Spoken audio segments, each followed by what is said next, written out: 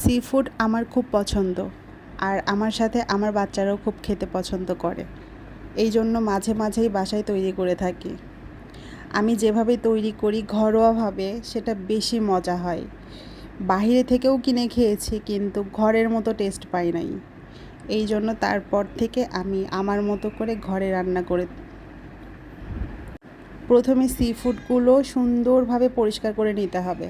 তারপর ফুটন্ত গরম পানিতে 8 থেকে 10 মিনিট ফুটিয়ে ভাপাতে হবে।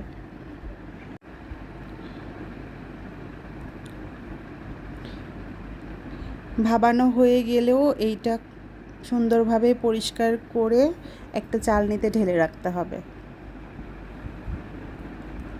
সি ফুডগুলো দেখতে যেমন সুন্দর, এটা ভাপানোর পর দেখতে আরও সুন্দর লাগে। প্রত্যেকটা সি ফুড কেমন লাল কালারের হয়ে যায়, দেখতে তো পাচ্ছেন।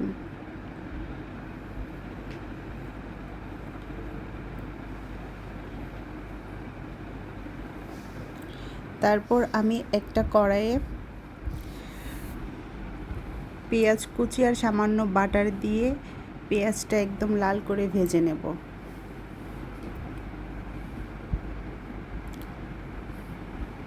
পেঁয়াজটা লাল হতে হতে আমি আলাদাভাবে একটা মশলা তৈরি করে নেব।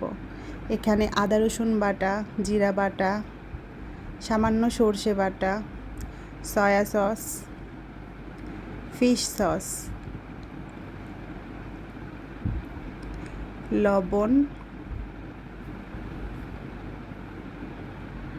কাঁচামরিচ কুচি, সামান্য টেস্টিং সল্ট, হলুদ গুঁড়ো, মরিচ গুঁড়ো, গরম মশলা গুঁড়ো, সাথে সামান্য একটু গোলমরিচ গুঁড়ো।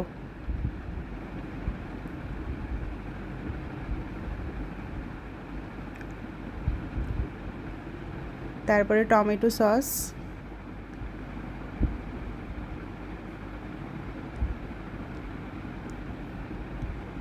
সামান্য একটু পানি দিয়ে একটা মশলা তৈরি করে নিলাম। এর মধ্যে পেঁয়াজটা লাল হয়ে গেছে, সেই তৈরি করা মশলাটা পেঁয়াজের মধ্যে দিয়ে দেব, দিয়ে সুন্দরভাবে কষিয়ে নেব।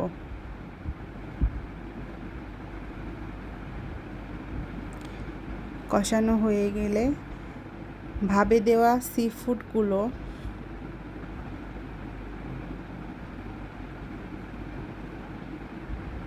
দিয়ে দেব। তারপরে আবার ভালোভাবে কষিয়ে নিতে হবে। আর যে সয়া সসগুলো ছিল সেটা আমি আলাদাভাবে ভেজে দিয়েছি, আলুগুলোও আলাদাভাবে ভেজে দিয়েছি। বাহিরের সি ফুডের থেকে ঘরোয়াভাবে এই সি ফুডটা যে কী মজা! যারা সি ফুড লাভার, যারা সি ফুড খেতে পছন্দ করেন, তারা বাসায় এভাবে রান্না করে খেলে মজাটা বুঝতে পারবেন। এই তো আমার রান্না শেষের দিকে। দেখতে যেমন লোভনীয়, খেতেও মজা। আমি আমার বাচ্চা খুব পছন্দ করি।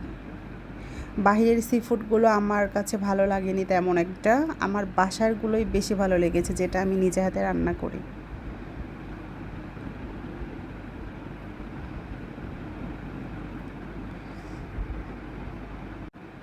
আপনারা যারা সি ফুড খেতে পছন্দ করেন, বাসায় ঘরোয়াভাবে এইভাবে রান্না করে খেতে পারেন, খুব মজা হবে।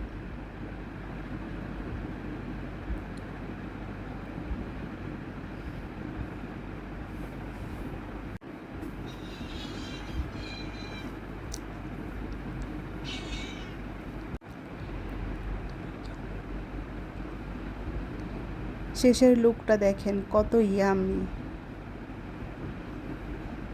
আমি অনলাইনে একটা পেজ আছে, সেখান থেকে ready to cook sea food order করেছিলাম। তাদের সি ফুডগুলো অনেক সতেজ।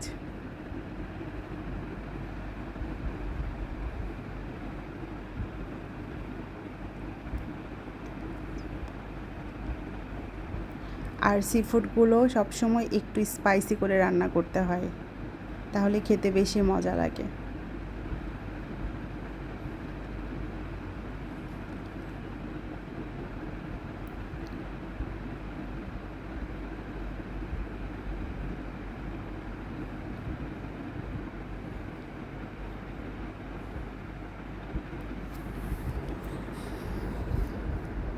সব শেষে আমি আর আমার ছেলে মেয়ে খাচ্ছি।